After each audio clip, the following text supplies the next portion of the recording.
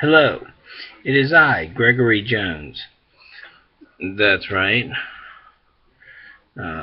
Please get my book.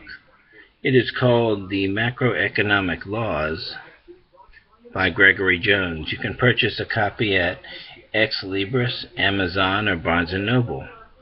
Today we've been talking about foreign affairs. And of course, President Obama is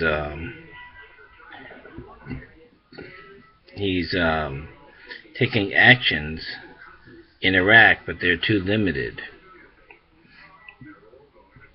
You have 40,000 Yazidi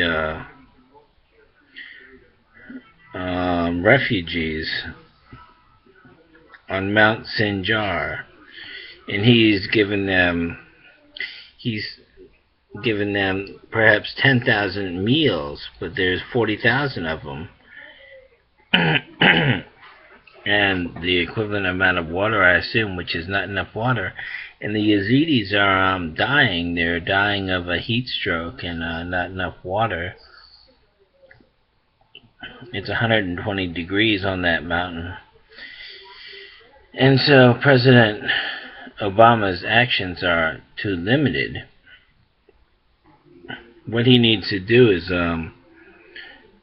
make a corridor and establish a safe haven for the Yazidis, and that will take 10,000 U.S. ground troops, or maybe 20,000 U.S. ground troops.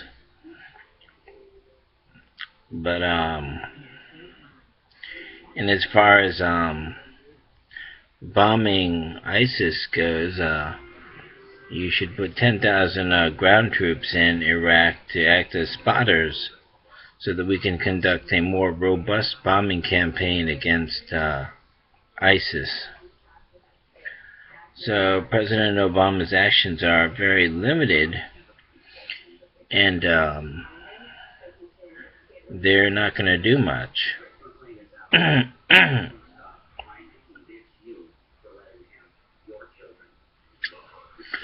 So, and of course, President Obama is limited by his proclamation that there be no boots on the ground in Iraq.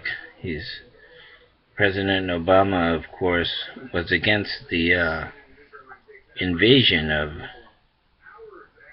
Iraq, and he shifted to a policy of supporting a pullout from Iraq, and finally he did pull us out of Iraq, and now he maintains a policy of not going back into Iraq with boots on the ground. And of course this limits his hand, and you see that because of this the Yazidi are in a lot of trouble, and we're not going to make much progress against ISIS with a limited bombing campaign.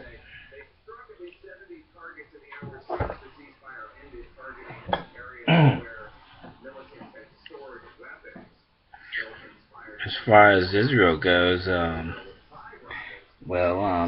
whole world is kind of a mess, and President Obama says he wants to leave a clean slate.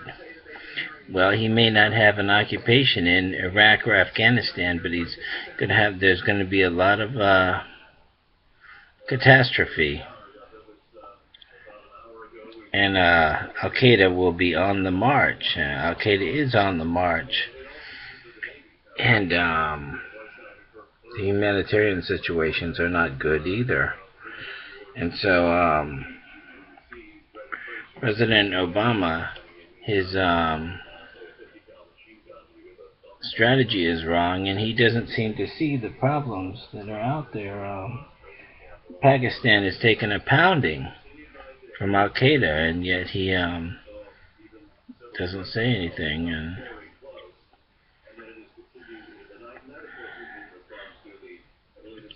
if he pulls out of Afghanistan, of course Al-Qaeda will fill the void.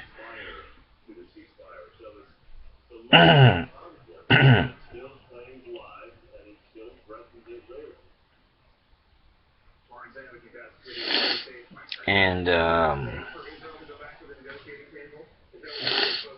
So that's what it looks like there, and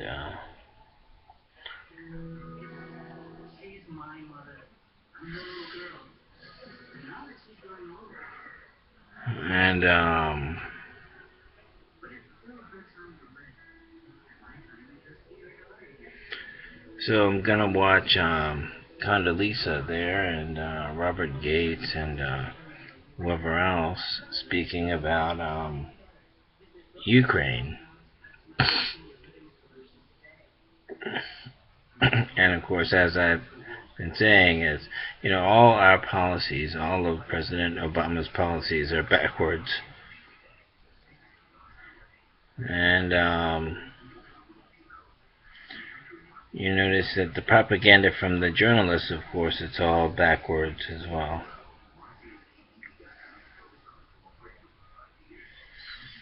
We don't want to heavily arm the Kurds because they'll use their weapons against Turkey, of course. So we have to be careful how much we arm them.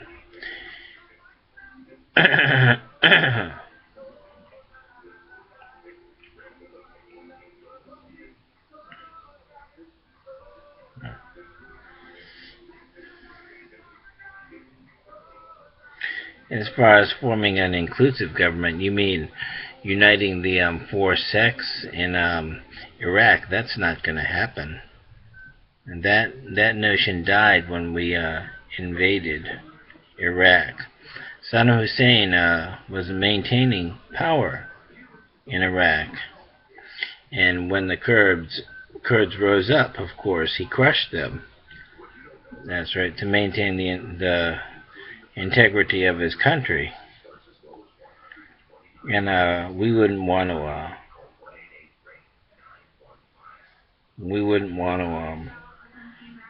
have the Kurds form their own country. If you want an inclusive government, how can you be supporting the Kurds with the independent nation there? You can't seem to decide. First you say we should. The journalists can't seem to decide. They say we should support the Kurds in Kurdistan, and then they say we should have an inclusive government, because it's all just rhetoric meant to mislead. They're against Maliki, and of course Maliki is our guy there. You stop recording.